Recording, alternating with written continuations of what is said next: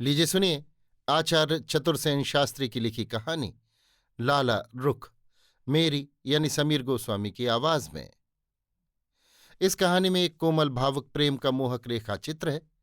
मुगल कालीन ऐश्वर्य की एक सजीव झांकी भी इस कहानी में दिखाई देती है। कथोपकथन की समर्थ पद्धति और भाषा की ललक इस कहानी में देखे ही बनती है। कहानी पढ़ने के समय पाठक पाठिकाओं को एक ऐसे भाव समुद्र में तुरंत डूब जाना पड़ता है जो अतिशय सुखद है। प्यार की एक उदग्र मूर्ति इस कहानी में लाला रुख के रूप में व्यक्त हुई है। उस दिन दिल्ली के बाजार में बड़ी धूम थी। चारों तरफ चहल पहल ही नजर आती थी। घर घर में जलसे हो रहे थे और जश्न मनाया जा रहा था। बाजार सजाए गए थे। खासकर चांदनी चौक की सजावट आंखों में चकाचौंध उत्पन्न करती थी। असल बात यह थी कि बादशाह आलमगीर की दुलारी छोटी शहजादी लाला रुख का ब्याह बुखारी के शहजादे से होना तय पा गया था। इसके साथ ही ये बात भी तमाम दरबारियों और बुखारा के एलचियों से सलाह मशविरा करके तय पा गई थी। खासतौर से बुखारा के शहजादे ने इस बात पर पूरा जोर दिया था कि उसे कश्मीर के दौलत खाने में शहजादी का इस्तकबाल करने की इजाज़त दी जाए, और बादशाह ने इस बात को मंजूर कर लिया था। उस दिन लाला रुख की सवारी दिल्ली के बाजारों में होकर कश्मीर जा रही थी, और दिल्ली शहर की ये सब तैयारियां इसी सिलसिले में थीं। जिन सड़कों से सवारी जाने वाली थी उन पर गुलाब और केवड़े के अर्क का छिड़काव किया गया था। दुकानों की सब कतारें फूलों से सजाई गई थीं।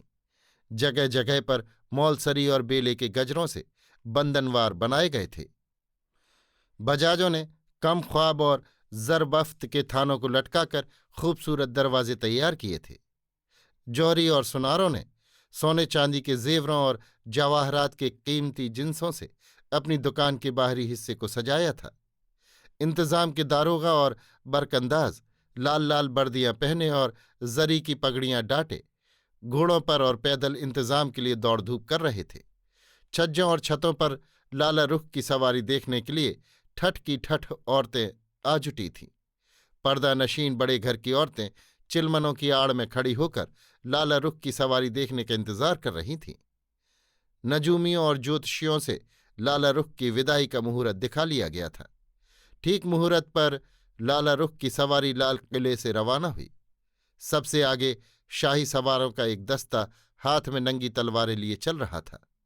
उसके बाद जर्क बर्क पोशाक पहने हाथ में बड़े बड़े भाले लिए बरकंदाजों का एक झुंड था। इसके बाद तातारी बांदियां तीर कमान कसे और नंगी तलवार हाथ में लिए जड़ाऊ कमर पेटी में खंजर खोंसे तीखी निगाहों से चारों तरफ देखती हुई आगे बढ़ रही थी। इसके बाद झूमते हुए शाही हाथी थे, जिन पर जरदोजी की सुनहरी झूलें पड़ी हुई थीं और जिनकी सोने की अंबारियां सुनहरी धूप में चमचमा रही थीं।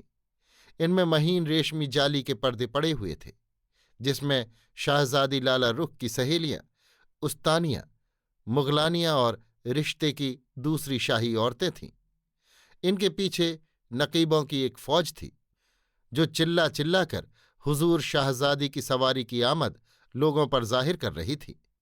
इसके बाद खास बांदियों और मेहरियों के पैदल झुरमुट में कीमती जड़ाऊ सुखपाल में शाहजादी लाला रुख बैठी थी। एक विश्वासपात्री बांदी पीछे खड़ी शाहजादी पर धीरे धीरे पंखा झल रही थी। सुखपाल पर गुलाबी रंग के निहायत खूबसूरत मकड़ी के जाली की तरह महीन पर्दे पड़े हुए थे। इनके पीछे घोड़े पर सवार एक सरदार खोजा फिदा हुसैन था और उसके पीछे मुगल सरदारों का एक मजबूत दस्ता। इसके बाद रसद, डेरे, तंबू और बल्लियों से लदे हुए बहुत से ऊंट, खच्चर, हाथी तथा बेलदार मजदूर चल रहे थे। लाला रुख का सौंदर्य अप्रतिम था और उसके कोमल तथा भावुक ख्यालातों की ख्याति देश देशांतरों तक फैल गई थी। देश देशांतरों के शाहजादे उसे एक बार देखने को तरसते थे। उसका रंग मोतियों के समान था। उसकी आभा और शरीर की कोमलता केले के नए पत्ते के समान थी। उसके दांत हीरे के से और आंखें कच्चे दूध के समान उज्ज्वल और निर्दोष थी। उसका भोलापन और सुकुमारता अप्रतिम थी, और निर्मम आलमगीर, जो प्रेम की कोमलता से दूर रहा, इस अपनी नन्ही और भोली बेटी को सचमुच प्यार करता था। उसने अपने हाथों से सहारा देकर उसे सुखपाल में सवार कराया और आंखों में आंसू भरकर विदा कराया।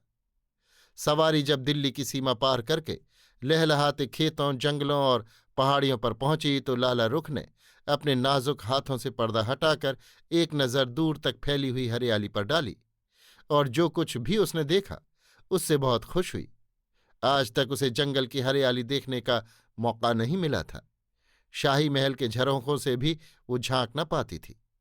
शाही महल की तड़क भड़क और बनावट से वो ऊब गई थी, इसलिए जंगल का दृश्य देखकर उसके मन में आनंद होना स्वाभाविक था।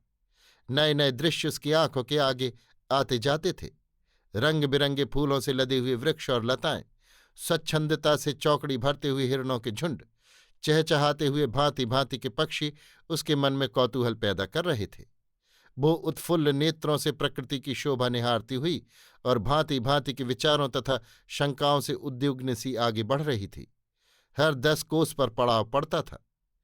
एक दिन जब सुदूर पश्चिम और उत्तर के आकाश की क्षितिज रेखा में हिमालय की धवल चोटियां प्रातःकाल की सुनहरी धूप किरणों से चमककर देखने वालों के नेत्रों में चमत्कार पैदा कर रही थी और शीतल मंद सुगंध वासंती वायु गुदगुदाकर मन को प्रफुल्ल कर रही थी, लाला रुख अपने खीमे में रेशम के कोमल गद्दे और तकियों में अलसाई सी पड़ी हुई अपने अज्ञात यौवन से बिल्कुल बेखबर होकर अपनी सहचरियों से सुरम्य कश्मीर की सुषमा का बखान सुन रही थी। महलसरा के खोजा दारोगा ने सामने आकर कौरनिश की और अर्ज की कि कश्मीर से बुखारे के नामवर शहजादे ने हुजूर शहजादी की खिदमत में एक नामी गवैये को भेजा है और वो ड्योढ़ियों पर हाजिर होकर कदम बोसी की इजाजत से सरफराज होना चाहता है। लाला रुख का चेहरा शर्म से लाल हो गया।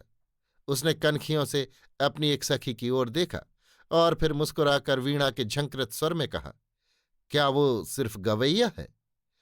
नहीं हुजूर, वो एक नामी शायर भी है और उसकी कविता की भी वैसी ही धूम है जैसी उसके गाने की। क्या वो बुखारी का बाशिंदा है? नहीं हुजूर, वो कश्मीर का रहने वाला है। वो एक कमसिन खूबसूरत और निहायत बाअदब नौजवान है। शाहजादी ने एक बार दारोगा की तरफ देखा और पूछा, क्या कह सकते हो कि शहजादे के साथ उसके किस प्रकार के ताल्लुकात हैं? जी हाँ, तहकीकात से मालूम हुआ कि हजरत शाहजादे के साथ इस नौजवान के बिल्कुल दोस्ताना ताल्लुकात हैं। क्या शहजादे ने कुछ ताकीद भी लिख भेजी है? जी हाँ हुजूर, उन्होंने लिखा है कि मैं अपने जिगरी दोस्त इब्राहिम को शहजादी का इस्तकबाल करने और उन्हें गाने तथा कविता से खुश करने को भेजता हूं। शहजादी को उनसे पर्दा करने की जरूरत नहीं। शहजादी नीची नजर करके मुस्कराई और धीमे स्वर से कहा, बहुत खूब। शहजादी के दोस्त का हर तरह आराम से रहने का इंतजाम कर दो। इतना कहकर वो जल्दी से ख्वाबगाह में चली गई और ख्वाजा सरा कौरनिश करके बाहर आया। कहीं बदली छा रही थी। कश्मीर की घाटियों में लाला रुख की छावनी पड़ी थी। चारों तरफ सुहावने दृश्य थे। दूर पर्वत श्रेणियां शोभा बिखेर रही थीं।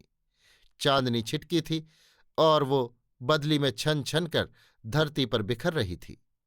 लाला रुख ने सुना कोई वीणा के मधुर झंकार के साथ वीणा विनिंदित स्वर में मस्ताना गीत गा रहा है। उस प्रशांत रात्रि में उस सुमधुर गायन और उसके प्रेम भावनापूर्ण शब्दों से लाला रुख प्रभावित हो गई।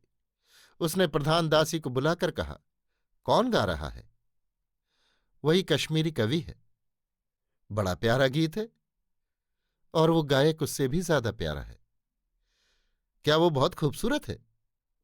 मगर हुजूर के तलवों योग्य भी नहीं। लाला रुख मुस्कराई। उसने कहा, किसी को भेजकर उससे कहला दो जरा नजदीक आकर गाए।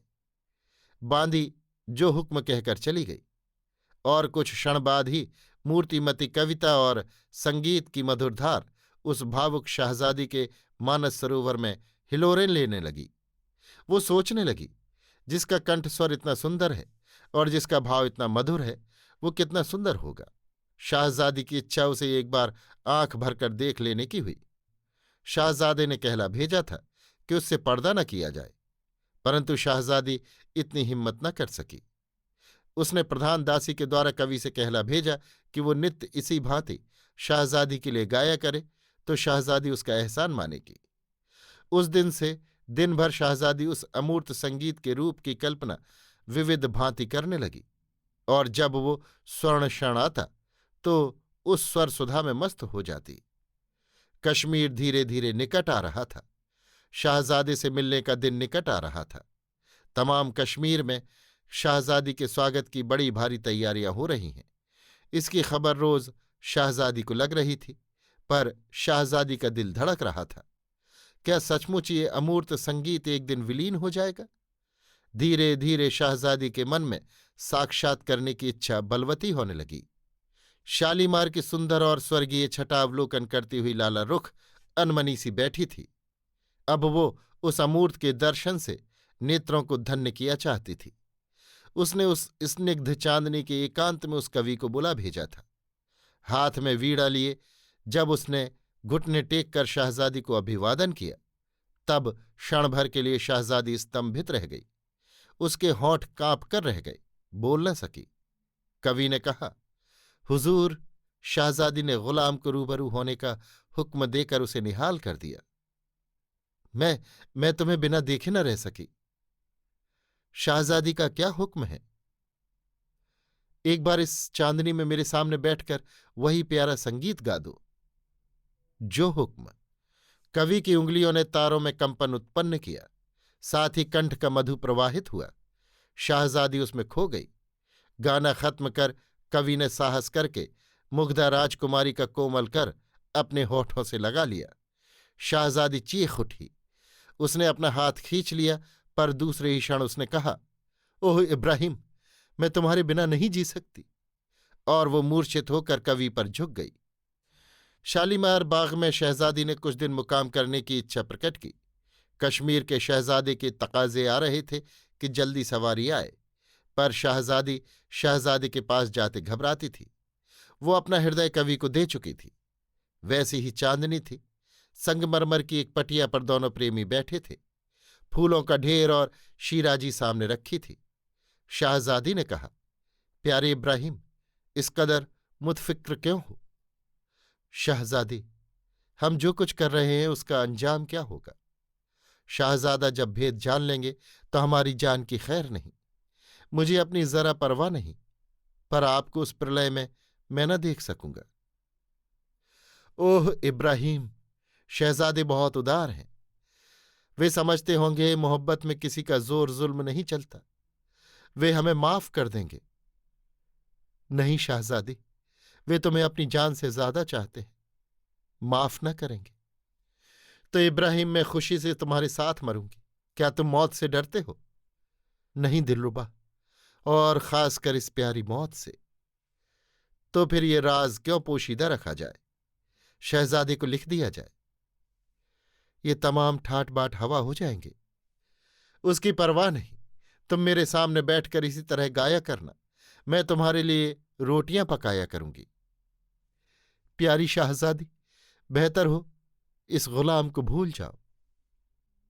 ऐसा न कहो, ये कलमा सुनने से दिल धड़क उठता है। तो फिर तुम्हारा क्या हुक्म है? शाहजादे को मैं सब हकीकत लिख भेजूंगी।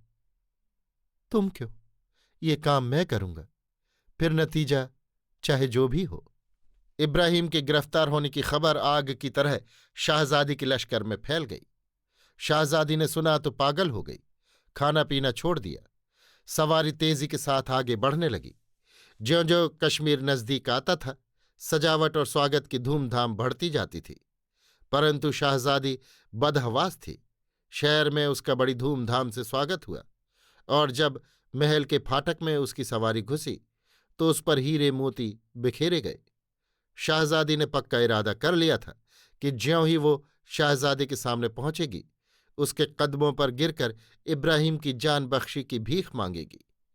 शाहजादा जड़ाऊ तख्त पर बैठा शाहजादी के स्वागत करने की प्रतीक्षा कर रहा था।